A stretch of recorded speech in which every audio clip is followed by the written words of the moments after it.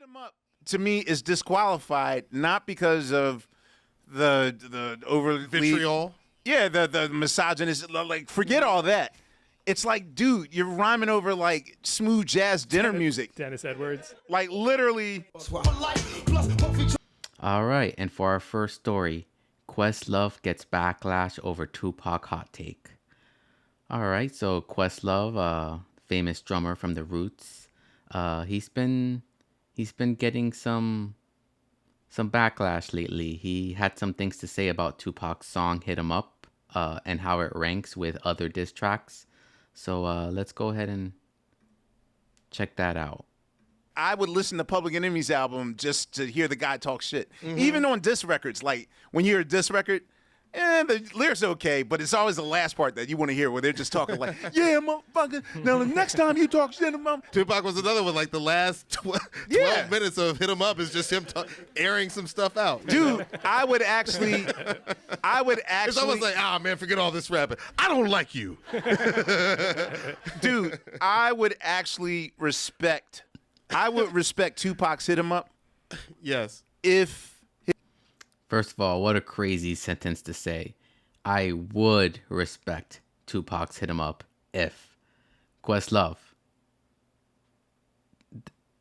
Don't even. His music tracking was better. This sounds to me like... Hot takes. Here we go. No, this sounds like... Look, I've already gone on the internet and spoke. But Hit 'Em Up, to me, is disqualified not because of the overly... vitriol. Yeah, the misogynist. Like, forget all that. It's like, dude, you're rhyming over like smooth jazz dinner music. Dennis Edwards. Like literally.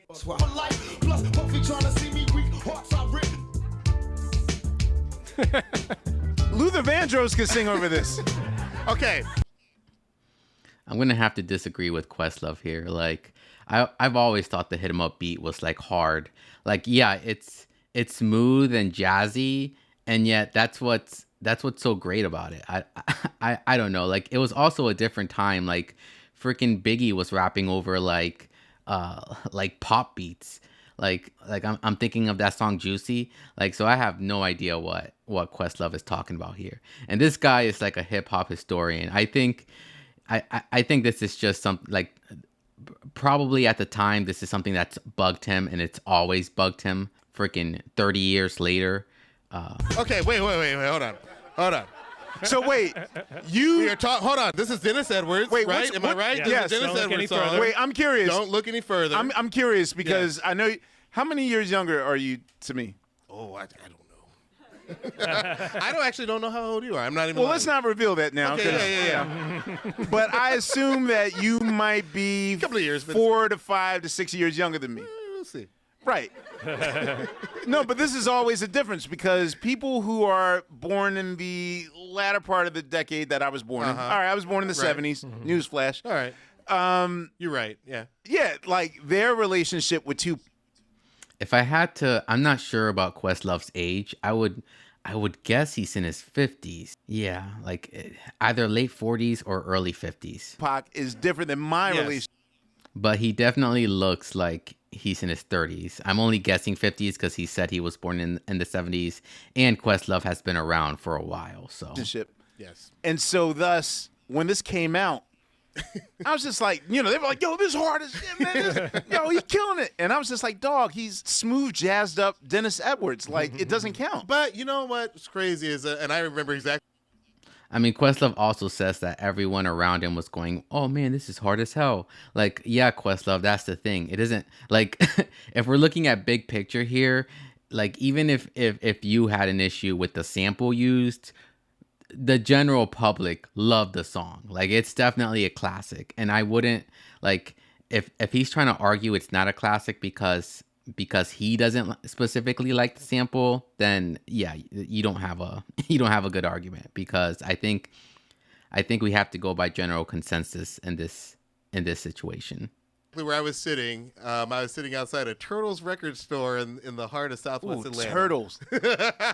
I was sitting out there in my car, and I was listening to this, and I was like, ooh, this is going to end bad. Like, because nobody had released it. I mean, like, No Vaseline by Ice Cube is rough, but even this sounded way more personal. And the fact that he didn't in my brain, he didn't want to clear the Dennis Edwards sample, so he had like the Death Row All-Star Band like replay the music, and that's why it sounds like that to me hurts my feelings. So, like to me, it'd be a better song if he had sampled just the original. You mean if there wasn't an interpolation? Yes, I did it. I got one in there.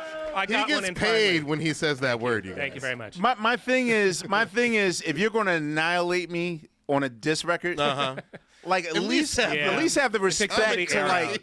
If you're gonna kill me, I want you to take me out like Cleo at the end of Set It Off, like. I like how Questlove is like, oh, if you're gonna annihilate me on a record, at least have their respect.